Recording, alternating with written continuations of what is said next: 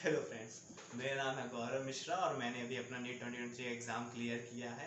मेरे को इस बार MBBS सीट मिलने जा रही है।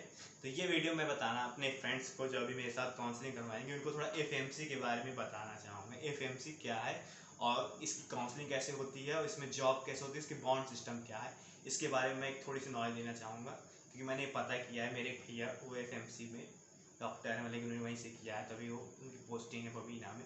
तो उन्होंने मुझे इन्फॉर्मेशन दी, मैंने वो बता रहा हूँ आपको क्या होता है। इसकी काउंसलिंग कैसे होती है FMC की। तो जब हम ऑल इंडिया काउंसलिंग आती है तो ऑल इंडिया काउंसलिंग में हमके अलग से पूछा जाता है कि क्या आप FMC की काउंसलिंग करवाना चाहते हैं कि नहीं। तो हम उसमें क्लिक कर देते हैं कि यस, हम FMC की काउंसलिंग करवाना चाहते हैं। ठीक, आप FMC काउंसलिंग करवाना चाहते हैं, आपने करवा दिया। तो FMC फिर जितने भी बच्चे काउंसलिंग के लिए टिक करते हैं कि भाई हमें FMC काउंसलिंग करवानी है, फर्स्ट राउंड के बाद 1700 बच्चों को बुलाता है।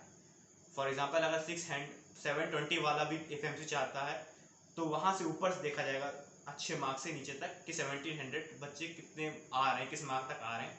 तो मोस्टली लास्ट ईयर तो 613 और 40 मार्क्स तक में वहाँ से लड़कों को बुलाया गया था, बच्चों को। अच्छा, वहाँ पे क्या है, लड़कों की सीट है 85%, 50% गर्ल्स सीट है। तो वहाँ पे गर्ल्स की कट ऑफ हाई जाती है, बॉयज़ की कम जाती है।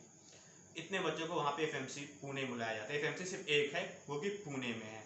तो FMC पुणे आपको पहुँचना पड़ेगा। तो FMC पुणे में जब आप पहुँचेंगे तो वहाँ पे आपके क्या होगा कि आपका सबसे पहले एक एग्ज़ाम होगा।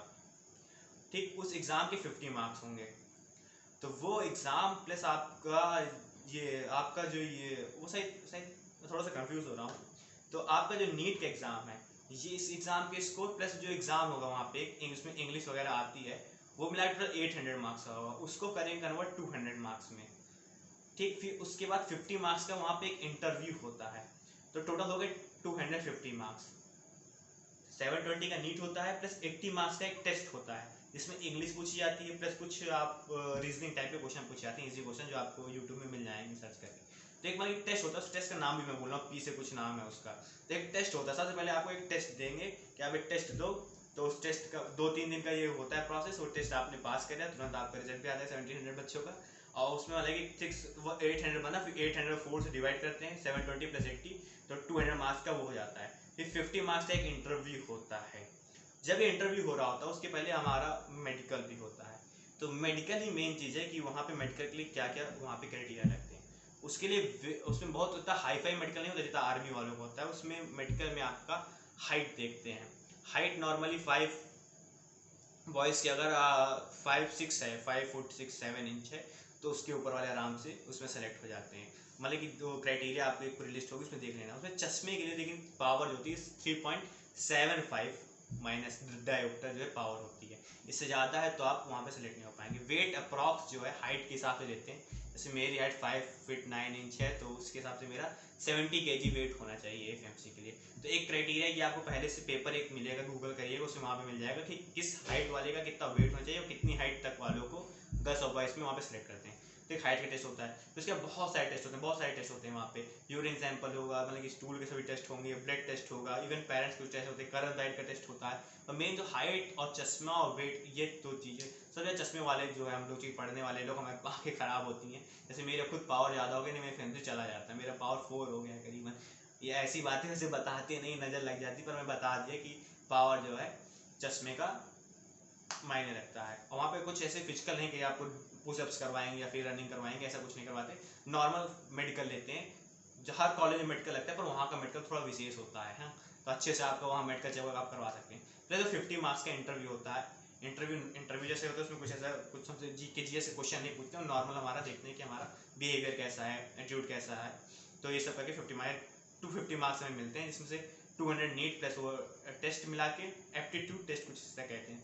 और उसके बाद 50 मार्क्स जो है हमारे इंटरव्यू के 250 मार्क्स का वो टोटल होता है। उसमें से जिसके हाई मार्क्स होते हैं प्लस वो मेडिकल भी क्लियर कर लिया होता है, उसको FMC में सिलेक्शन मिल जाता है। FMC के बारे में।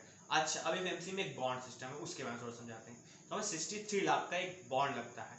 वो बॉन्ड सर्विस बॉन्ड में भी आता है और डिसकंटिन्यूस बॉन्ड में भी आता है। वो 63 लाख का बॉन्ड आप एक 100 रुपीज़ की पेज में साइन करके देंगे। तो उसमें क्या है, FMC में अगर आपने ज्वाइनिंग कर ली, उसके एक हफ्ते के बाद आप FMC कॉलेज छोड़ना चाहते हो, तो आपको 63 लाख रुपीज़ देने पड़ेंगे कॉलेज को। तो मतलब 63 लाख रुपये देने पड़ेंगे। अच्छा, अब मैं FMC कर लिया, मैंने पूरे 5 साल का MBBS कर लिया, उसके बाद मैं वहाँ पे जॉब नहीं करना चाहता, उसको छोड़ना चाहता हूँ। तब भी आपको 63 लाख रुपये देने पड़ेंगे।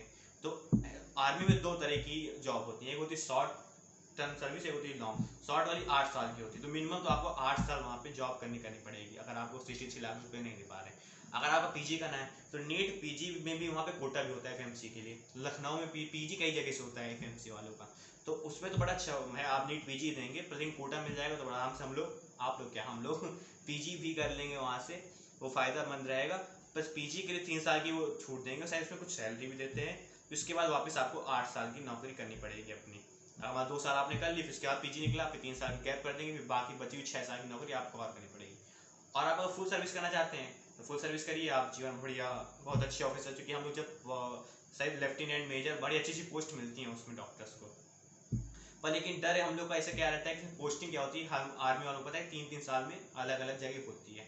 तो पोस्टिंग आपकी कहीं भी हो सकती है, बॉर्डर एरिया में हो सकती है और इंटरनल भी हो सकती है, जहाँ जहाँ पे कैंट होते हैं वहाँ कहीं पोस्टिंग हो सकती है। तो आर्मी की पोस्ट तो जॉब है ही बहुत शानदार लाजवाब।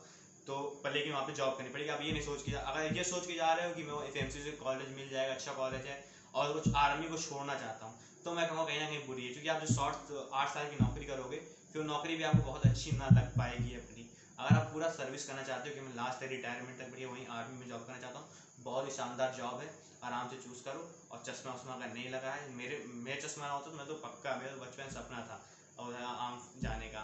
तो ऐसे करके मैंने एफएमसी की आपको नॉलेज दी, जानकारी दी। तो थैंक यू मेरे दोस्तों, मजाक ना बनाना। हाँ, वीडियो अच्छा लगा हो तो लाइक कर देना, शेयर कर देना। और जय हिंद, जय श्री राम, वंदे मातरम, भारत माता की जय और हिंदुस्तान जिंदाबाद। सब कुछ है एफएमसी वाले वीडियो में। और ठीक है, बाय बाय।